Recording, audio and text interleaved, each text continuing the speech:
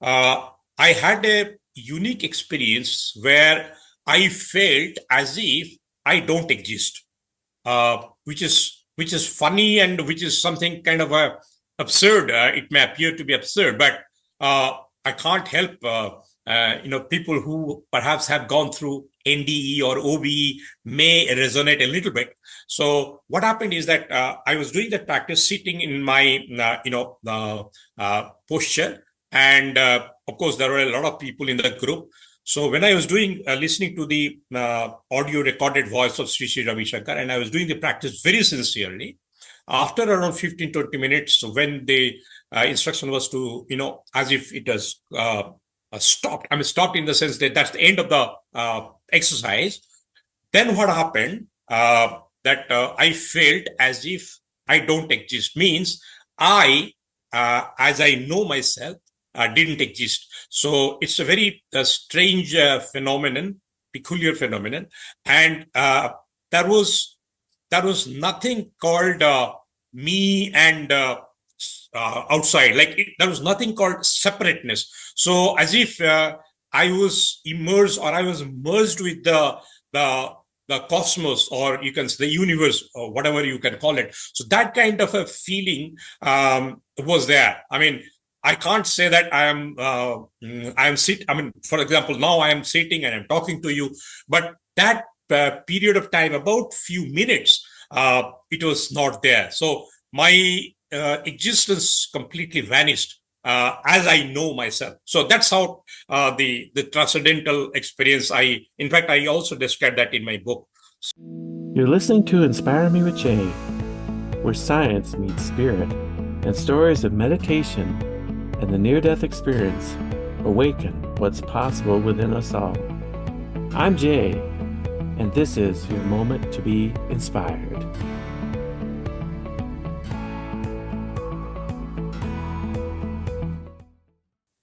Welcome to Inspire Me with Jay. I'm your host, Jay Spillers. I have a guest today. Why don't you introduce yourself and how you got into meditation?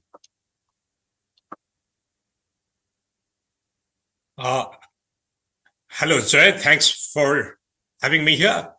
My name is Dr. Pradipta Kumar Das. I did my PhD in petroleum geophysics from Australia. That's how the doctor comes. You asked me about how I got into meditation. In fact, I had a very serious mental health challenge in Australia when I was doing my PhD, and it was kind of a near-death experience, in fact. And based on that, I also published a book later on in 2015.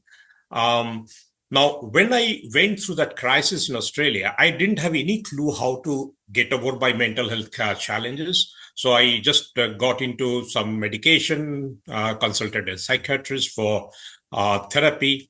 And then I was determined that I should not be completely dependent on medication. So that was the starting point for me. And because I come from a background which is rich in these kind of practices, the Patanjali yoga system, which has got, there are some 8 limbs of Patanjali yoga system, out of which meditation is coming at the topmost ladder. So what happened is that I thought, okay, let me try some techniques which are ancient in our Indian heritage. So I started into practicing yogic practices, and then slowly I built upon my experience, because meditation, in fact, comes at last but one, which some people may not be knowing, that we start with yama, niyama, pranayama, pratyahara, dharana, dhyana, samadhi. So these are the 8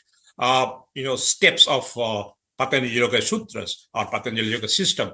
So I started with pranayama, actually, and that was immediately after coming over to India after my PhD. I started my journey with pranayama practices, that is basically breathing practices. So when I did that, slowly I could gain confidence that, okay, I won't be able to, I won't have to, depend on medication. So that's how basically I started my journey with Patanjali Yoga system to help me not get into the crisis again and sustain my life, a productive life. So that's how I, in fact, started. And then over a period of time, what I thought that I should also try to get into farther. And because, as I mentioned, that meditation is just the last but one step of Patanjali Yoga system. The last one is samadhi, which is, of course, some kind of a transcendent state. So that's how I was looking for some guide or mentor, you can say, and we call in an Indian cultural heritage guru, their spiritual master.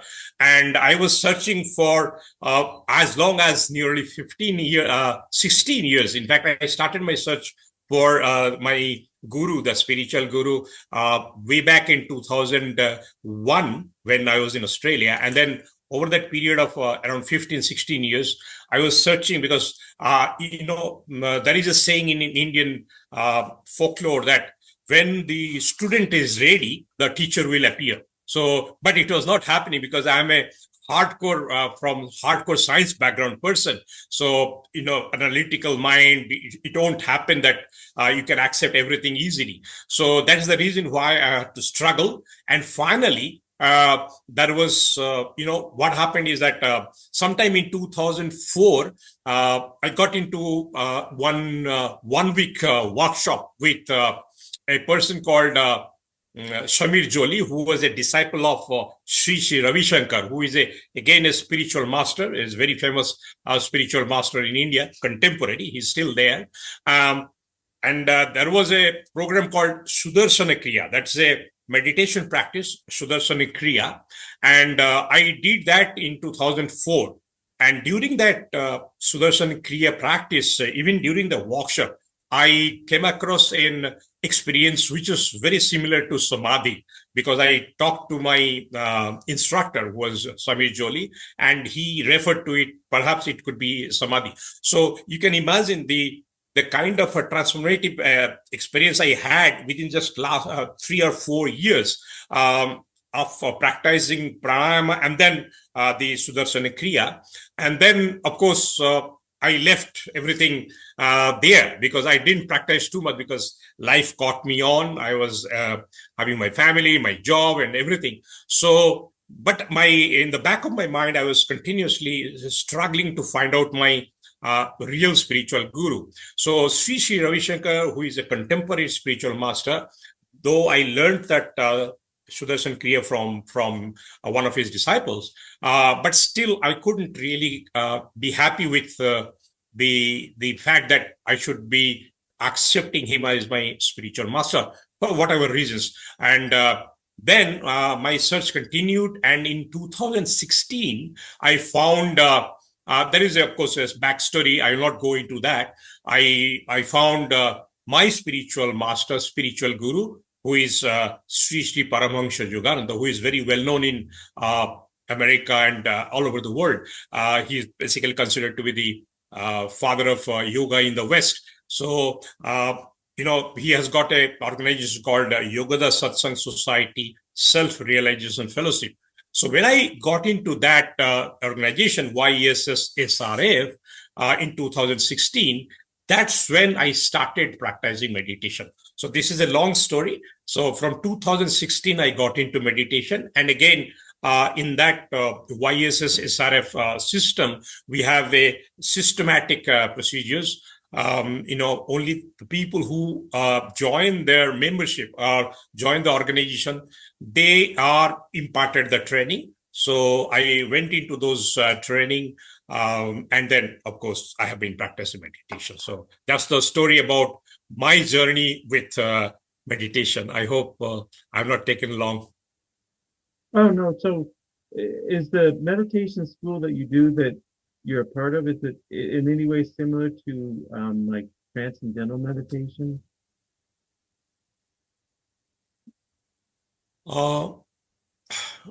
I'm sorry, Jay. Can you speak a little louder? I'm so sorry. Yeah. Oh, yeah. I was just saying, is your system that you do similar to transcendental meditation? No. Okay. I got it. No. So we in YSSSR, they call it Kriya Yoga technique. Kriya Yoga technique. The Kriya Yoga technique is a particular or a specific technique which is taught by our guru Paramahansa Yogananda. Of course, he passed away in 1952. He built his organization from America. The practice is called Kriya Yoga meditation. So it's not transcendental meditation, it is Kriya Yoga meditation. Of course, before Kriya Yoga meditation, we have got another 3 rounds of things. Like one is called the energization exercise, which is energization exercises, which is basically the physical movement, physical exercises, but it's a kind of a spiritualization or spiritualism of the body to prepare yourself for the next step. And the next step is called Hong So meditation, and then Om meditation. So these are part of that entire system. After Om meditation, a person or disciple who practices all these three for a period of around 6 months and get used to the things, then only he is allowed to start the Kriya Yoga meditation. So that's how the structure is built. So it is Kriya Yoga meditation, not transcendental meditation of Maharishi Mahesh Yogi fame. No. Yeah. And so you said that you had a profound experience. I thought it was in 2004 where you went into like a trance-like state. Yes. It was a very peculiar experience because I never had this experience. Of course, I have mentioned that in my book also. So what happened is that a practice called Sudarshana Kriya, which is almost a similar kind of a practice. It's called Sudarshana Kriya, which is taught by Sri Ravi Shankar. So when I was going through that practice, I think it was about 15-20 minutes practice. It's again a pranayama or breathing practice actually. So what happened is that after that practice, when towards the end of the practice, when the practice was actually the instructor, gave the signal or the time to stop the practice. That time, what happened is I had a unique experience where I felt as if I don't exist, which is funny and which is something kind of absurd. It may appear to be absurd, but I can't help. People who perhaps have gone through NDE or OBE may resonate a little bit. So what happened is that I was doing that practice sitting in my posture, and of course there were a lot of people in the group. So when I was listening to the audio recorded voice of Sri Ravi Shankar, and I was doing the practice very sincerely, after around 15-20 minutes, when the instruction was to, as if it was stopped. I mean, stopped in the sense that that's the end of the exercise. Then what happened? That I felt as if I don't exist. Means I, as I know myself, didn't exist. So it's a very strange phenomenon, peculiar phenomenon, and there was nothing called me and outside. Like there was nothing called separateness. So as if I was immersed or I was merged with the cosmos, or you can say the universe, or whatever you can call it. So that kind of a feeling was there. I mean, I can't say that I am I mean, for example, now I am sitting and I'm talking to you, but that period of time, about few minutes, it was not there. So my existence completely vanished as I know myself. So that's how the transcendental experience. In fact, I also described that in my book. So yeah, I don't know how much I have been able to explain that to you. Yeah. But do you think that's similar to like what like Buddha called nirvana or enlightenment? Look, enlightenment is a word which is used and perhaps not understood very well. How do I explain that? I can't say that I was having that enlightenment or something like that, because just 20 minutes back, I was a normal person. So you can't expect a person to, go from in a very normal state straight away to a state where you achieve enlightenment. I mean, many people may not believe that, many may not be able to understand that. But what, in fact, there have been some studies, and there have, in fact, I went into do further research on this particular area. What I found that if an individual he experiences this kind of phenomenon for even a few uh, minutes or few even seconds, I think that's what I read somewhere, that the life will not be same again. So I can say this much, that the person who undergoes or who experiences this kind of phenomenon, for that person, the life will not be the same. It will be completely different. So you can say that if you think that whatever we are today, and of course this is not one which happens just like that. Maybe for some people it may happen, but for me, I was doing that the Sudarshan Kriya exercise very sincerely, and maybe my back of my mind subconsciously, I was thinking along those spiritual lines. Maybe that basically helped me to achieve that state. But to be honest, I didn't practice Sudarshan Kriya after that, because, as I mentioned, that life caught up with me. It was just a 1 week workshop that I attended, and then after that, what happened is that I didn't really experience that same feeling up until now. Of course, after I started my meditation, that is Kriya Yoga meditation of the Sri Sri Paramahansa Yogananda, since 2016, yeah, 2016. Yeah, you can say that you can have that feeling if you do meditation very intensely, deeply. Definitely, you can achieve that feeling, that state. You can say. So, how do you put it? I mean, whether it is enlightenment or not, I don't think I should claim about that. I mean, it's kind of enlightenment. No, I don't think. For me to claim that I was enlightened, it would be wrong. But yes, the life, your perception about life, what life is, obviously it is not the same again. So that much I can say for sure. But I think you said one time you haven't been able to completely replicate that one experience entirely since that point.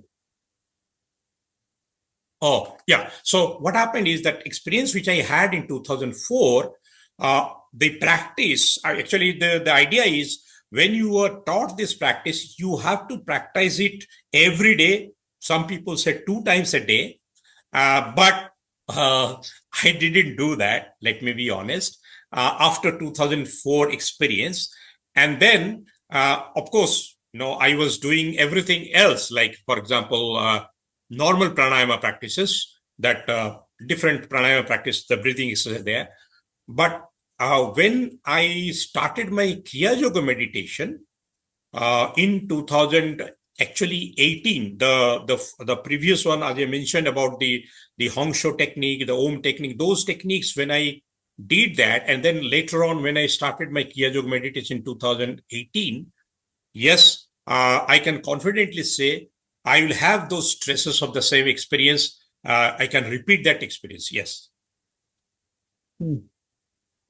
So, in terms of your daily practice, how long do you meditate each day, and like what is the steps you follow in a typical meditation? The Kriya Yoga meditation which I practice, I won't be able to discuss here in the technique per se, because we are not supposed to. A person who joins or who becomes a disciple of the YSSR organization, he will be imparted training by the spiritual teachers or the teachers of the organization. We are not basically entitled, because I'm not a monk or I'm not a spiritual teacher yet. But I can give you some brief ideas about, as I mentioned earlier, that you have to do physical exercises first, which is basically spiritualizing the body through a particular set of exercises, which has been again prescribed by Paramahansa Yogananda. They are called energization exercises. So it's about 15 to 20 minutes you do that. And then after that, you start with the Hong Shou technique. Here, I would rather bring in one point here. The Hong Shou technique is an ancient Vedic technique practice, which is in fact this very, very same technique which I mentioned about the Sudarsana Kriya of Sri Sri Ravi Shankar. Basically, they are all based on our Vedic wisdom. So Hong Shou, in case of Sri Sri Ravi Shankar, it is called Shou Hong.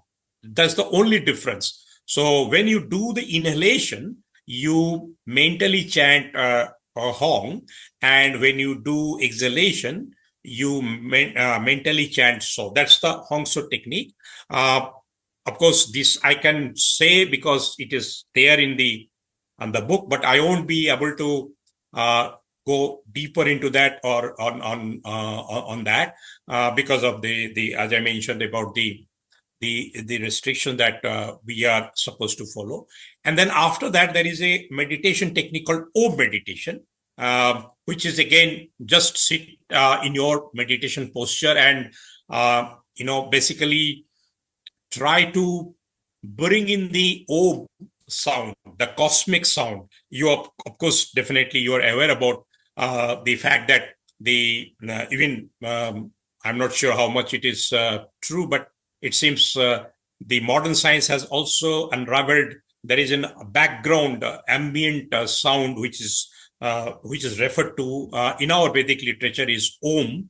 So that sound, in fact, pervades the universe.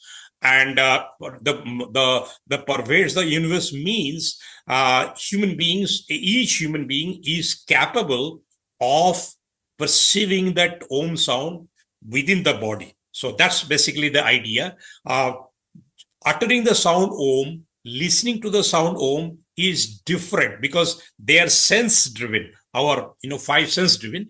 Whereas to perceive the Om sound within your entire body mind system is something different, and that is possible if you practice the Om technique of YSSRF system. After that, you go through the Kriya Yoga technique, and the Kriya Yoga technique again is exclusive for our community. So if somebody is interested, perhaps I would rather suggest that he can look for somebody close enough. I mean, not somebody, some center close to the city where he lives. And we have almost, I think, 140, 150 countries across the world. We have spiritual centers of Sri Sri Paramahansa Yogananda. So, yeah, YSSRF centers. So anyone can go in. But beyond this much, perhaps it would not be possible for me to. Yeah. Or do you usually meditate like in the morning, the evening, or both, or afternoon? Yeah. So, yeah, I practice mostly two times, once in the morning, once in the evening. But because of my busy schedule, sometimes I may not be able to. I mean, I'm not able to catch up on the evening time, but the morning time, yes, I do. Morning generally I do when you wake up and finish your course and then sit into meditation practice. Of course, you have to do the energization exercise and the Hong Shou technique and the Om technique, and then the Kriya Yoga meditation. So this entire thing, it takes around 1 hour. So that's what I do. And evening time again, when when you don't have a complete stomach, full stomach, you're not supposed to do it. So either at least 2 hours after food. I mean, 2 hours after food, and then in the evening also. So that's how I practice meditation. Yeah. And so you see meditation as like a spiritual practice. Is it sort of like a doorway that opened you up to the spiritual, to God, to the source, to divine qualities like love and compassion? How do you see the spiritual connection with meditation? Uh, uh, yes. Sorry about that. For those who have gone through the Patanjali Yoga system, as I mentioned, that it has got 8 steps: yama, niyama, asana, pranayama, pratyahara, dharana, dhyana, samadhi. So this samadhi is the ultimate state, transcendental state. And before that, the meditation is the way to reach that meditation. The dhyana means meditation. So that's the ultimate process where you reach the transcendental state. So you can imagine yama, niyama. Basically, yama means do's and don'ts of life. Asana, the postures and different yogic postures, which is actually the third step. And then pranayama, then pratyahara. These are different practices. And then you do the meditation practice naturally. The dhyana means meditation to reach that transcendental state, which is obviously nothing more than the spiritual experience. So it's the entire structure is built to realize God. Realize God not in a crude sense. It's something like to achieve self-realization. That's what the process is. So the entire system is built in such a way that you realize God by yourself. So you don't have to, depend on others. You can do these practices to realize yourself. I don't know whether I'm able to explain that. Now, obviously, what is spirituality? Spirituality is something which is different from our sense observations, sense guided life. So it is something beyond that. So that is the spiritual experience, and meditation is the fastest way to realize yourself, to realize the spirit within you. Now, Kriya Yoga meditation is considered to be the most potent technique, most powerful technique. And in this, what happens is that once you really master the technique, you can achieve self-realization yourself easily. So yes, to answer your question, this is a spiritual practice. Obviously, definitely it is a spiritual practice. And by spiritual, I mean you realize yourself, and you can also achieve the transcendental state if you do sincerely. Yeah. So. And so, do you actually help others meditate, or because you said that you're not teaching this specific style of meditation, but you wrote a book on Yes. on meditation. Yes. I got your point. So I don't teach the Kriya Yoga meditation. I'm not supposed to. I don't teach Kriya Yoga meditation. I can only guide somebody that these are the benefits and these are the broad structure of the practices. But to really do these practices under proper guidance, one has to, be a member, or, because what happens is, unfortunately, in this, mad race world, people have started taking different techniques and kind of a little bit of pollution into the techniques are there. So in YSSSRF, the sanctity is maintained, and also the idea that you do it well, you do it properly, and that's the key actually. So as just an ordinary disciple, I am not supposed to teach it. No, I am not going to teach it, but I can definitely guide that particular person. But so far as meditation otherwise is concerned, which is not exactly Kriya Yoga meditation, but it's a kind of a version which is again publicly available. I teach. Yes, I teach, but I don't. I don't say that I teach Kriya Yoga meditation. No, but I teach meditation. I do guided meditation practice. So I can teach people how to do meditation. Just the way one needs to what you call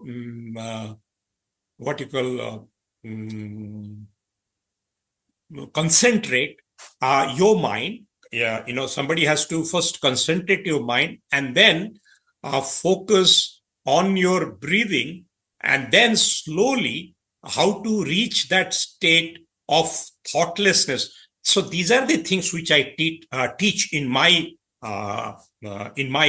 course or in my scheme of things, because I am a coach in this field. So I teach meditation, of course, yes, but in this fashion. If you have understood, like the first the what are the minimum requirements to get into meditation, that is one aspect, because just like that, I don't think people should attempt meditation, because then they won't get the benefits. So then I teach how to go for the specific postures and then specific breathing practices, and then from there how to go towards the meditative state. So that's how I teach. Yes. Mm-hmm. So, I mean, do you feel energized with meditation in general? No, I don't teach again the energetic, because as I mentioned earlier, these are the things which are exclusively taught by our YSS SRF organization.